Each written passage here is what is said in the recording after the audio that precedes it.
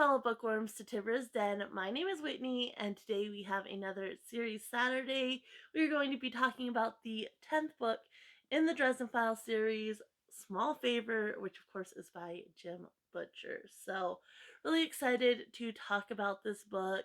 Kind of was a little bit of a roller coaster with this one, but I will get into that in just a second. Of course, before I do though, if you could go ahead and give this video a like, it really does help out the channel, and then don't forget to subscribe and hit the bell notification so you don't miss out on a thing. But let's talk about Small Favor. So if you're not familiar with the Dresden File series, obviously this is the 10th book in. We've been discussing it for a little while, but it basically follows Harry, who is a PI wizard in Chicago, and so he, basically works to protect Chicago from big bad things. He often works to solve cases with the police and also kind of does his own thing as well, and works with like a council of wizards at this point. So has gone on in the previous books. In the beginning of the series, it was a lot of just action-packed cases, kind of setting the foundation as far as characters and such for the rest of the series. Now we're kind of getting into the meat of the plot line of the series as a whole.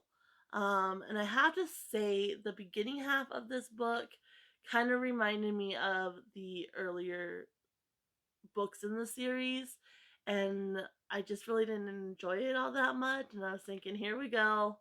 It's kind of backtracking now, and but by the center of this book, it kind of got back on track for me.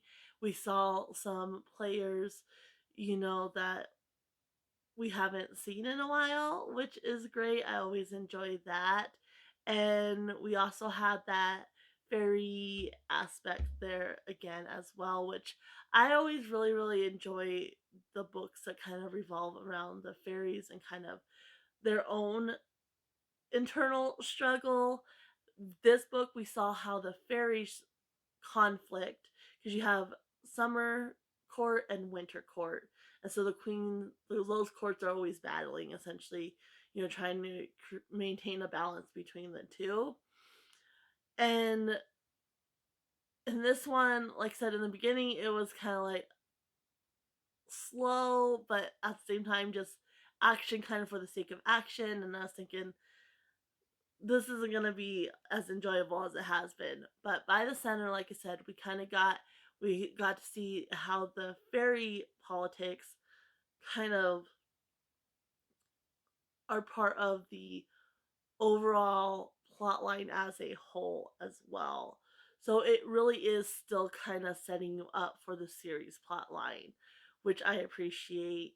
And we had some fun characters again. We had the Archive and Kincaid again, and I really enjoyed those two characters in particular in this one because we got to see a more vulnerable side to them, which I enjoyed. And then we had the Denimarians, is I think how you pronounce it, which is basically a bunch of fallen angels. Um, they kind of research in this book as well, and we see how they're part of the ongoing plot line, and we get to see Harry, actually happy for moments at a time. There's kind of a flirtation in this book, which I found a lot of fun. And yeah, I think this book was a little bit more realistic in a sense because everything didn't just turn out okay. Like, we see these big battles with Harry and everything, and he manages to pull a lot of tricks out of his hat, so to speak, pun intended. He does manage to always kind of find a way through these things, but in this one, the key characters in the book, we saw that they weren't necessarily infallible. Which a lot of times with these books, you have, so much action and so much going on. Like, yeah, we've seen like some death and such, but the main key players that are part of the battle, you don't necessarily see anything happen to them. Where in this one, there's a couple things that happen, um, and it is going to affect kind of the playing field going forward for sure. So, I definitely, like I said, wasn't enjoying this in the beginning, but by the second half, I really, really enjoyed this one. And my favorite part of this book is he pulled in some fairy tale inspiration, and we see kind of a plot line with the fairy tale based on the Three Billy Goats Gruff. Um, which that was my favorite. I love any fairy tale folklore inspiration in my books. And so that part was the best part of the book, the best part of the series as a whole. Absolutely loved it. So definitely excited to see where we're going to be going from here.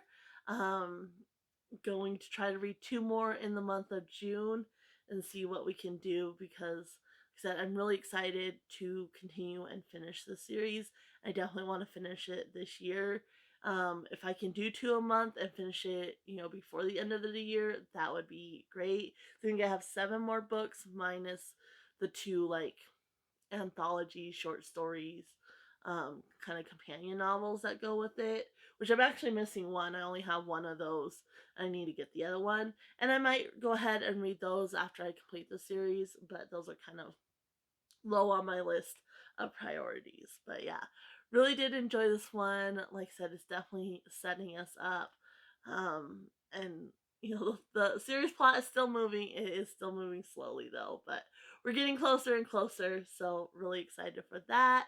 And we're seeing how the players that Harry are kind of Harry's enemy, how they kind of now have a common enemy as well. So, really, really excited to continue this. But for now, I'm going to go ahead and leave you guys here.